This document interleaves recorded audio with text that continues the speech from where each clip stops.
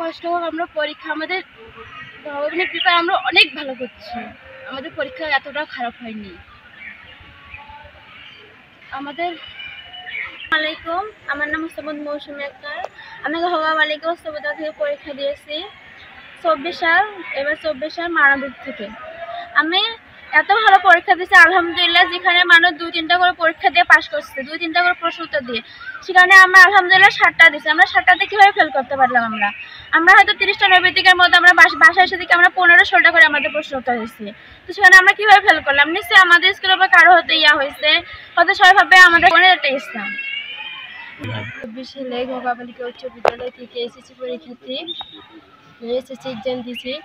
তবে আমাদের এই প্রতিষ্ঠান থেকে 14 জন পরীক্ষা দিছে। তবে আমি মানলাম আমার পরীক্ষা খারাপ হয়েছে, তবে আমি ফেল করব, তাহলে আর 13 জন কেন ফেল করলো? এই রহস্যটা তো এরকম কোনো বিপদ আসেনি, এবং এর আগেও আমি গণিত দিয়েছি, নিয়মিত গণিত দিয়েছি। এবারে যে কি ঘটনা ঘটছে তো আমি বলতে পারবো না। আমি আমার ইংলিশ শিক্ষক, সিনিয়র ইংলিশ শিক্ষক, কিন্তু আমাদের এবারে পরীক্ষার্থী ছিল আমাদের 14 জন। এই অনাকাঙ্ক্ষিত রেজাল্ট বিপর্যয়, এটা আমরা জানি না যে কিভাবে এই জিনিসটা হলো। আমরা এতে মর্মাহত। এর আমরা রহস্যটা আমরা অবশ্যই দেখতে হবে আমাদেরকে, এবং শিক্ষার্থীদের মাধ্যমে আমরা এখানে অবশ্যই আমরা বোর্ড সেমিস্টারে যাচ্ছি যে কি ঘোগা বালিকা উচ্চ বিদ্যালয় 2093 সালে প্রতিষ্ঠিত। প্রতিষ্ঠা লগ্ন থেকে 19 অবধি অর্থাৎ 2023 পর্যন্ত, অর্থাৎ পরীক্ষা শুরু হলো 99 থেকে পরীক্ষা দেওয়া শুরু হলো 99 থেকে 2023 সাল পর্যন্ত। এবারও যেটা আমাদের ফলাফল বিপর্যয় আছে 2024 সালে, এরকম ঘটনা অতীতে কখনো ঘটেনি। আমাদের গড় রেজাল্ট 70-এর উপর প্রায়ই ছিল, অর্থাৎ দেখেন যে 70, 72, 96 পর্যন্ত ছিল, 100% কখনো আবার হয়নি। তো এবারে যেটা ফল বিপর্যয় এটা অনাকাঙ্ক্ষিত। আমি যেটা মনে করি যে এটা কোনোভাবেই কাম্য নয়। আর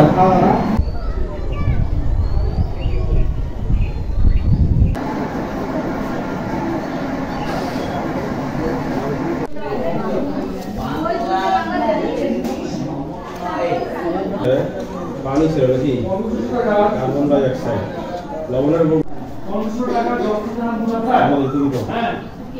আপনারা সবাই জানেন যে গতকাল সারা বাংলাদেশে এসএসসি এবং দাখিল সমমান পরীক্ষার ফলাফল প্রকাশিত হয়েছে। সেই ফলাফলের ভিত্তিতে আমি গতকাল বিকেল 5টার দিকে জানতে পারি যে সুন্দরগঞ্জ উপজেলায় ঘোগা বালিকা উচ্চ বিদ্যালয়ের 14 জন শিক্ষার্থীদের মধ্যে 14 জনের শিক্ষার্থী ফেল করেছে। তো এটা আসলে শোনার পর আমি নিজেও অত্যন্ত দুঃখিত হয়েছি যে এটা আসলে এই সময়ের প্রেক্ষাপটে এই ফলাফল কাম্য নয়। তো আমি জানতে পারি যে ওখানে 13 জন শিক্ষক আছে। তারপরে পরবর্তীতে আজকে আমি সরাসরি প্রতিষ্ঠানে পরিদর্শনে যাই। পরিদর্শনে গিয়ে সকল শিক্ষকদের সাথে তাদের পরিচয় ও কে কোন বিষয়ে পড়াশোনা করায় তাদের সাথে শুনি এবং মত বিনিময় করি। তো যাই হোক, তারা বিশেষ করে কয়েকটি কারণ উল্লেখ করেছেন। একটা কারণের মধ্যে তারা বলেছেন যে পার্শ্ববর্তী একটা স্কুল অ্যান্ড কলেজ আছে, পরীক্ষা দেয়, যার কারণে তাদের ফলাফল বিপর্যয় করে। আর রেগুলার শিক্ষার্থীদের ব্যাপারে বলেছে যে আসলে এটা আমরা আসলে কল্পনাই করতে পারিনি কীভাবে যে হয়ে গেল। আসলে তারা একটি বিষয় বলেছে যে যেহেতু 2টে বিষয়, এখানে আমাদের অঙ্কতে নৈবেত্তিক বিষয় আছে 30 নাম্বার এবং লিখিত আছে 70 নাম্বার থেকে 70 নাম্বার। এই 2টার মার্কস 2টাতে পাস করলেই তার ফলাফলটা যোগ হয়। তো এই বিষয়ে তারা বলেছে হয়তোবা নৈবেত্তিক, তারা তাদের কথা মতে নৈবেত্তিক বিষয়টা খুব কঠিন ছিল, হয়তোবা ধারণা করছে যে নৈবেত্তিক বিষয়ে তারা ছাত্রীরা হয়তোবা খারাপ করছে, যার কারণে রিটেনে ভালো করার পরও তাদের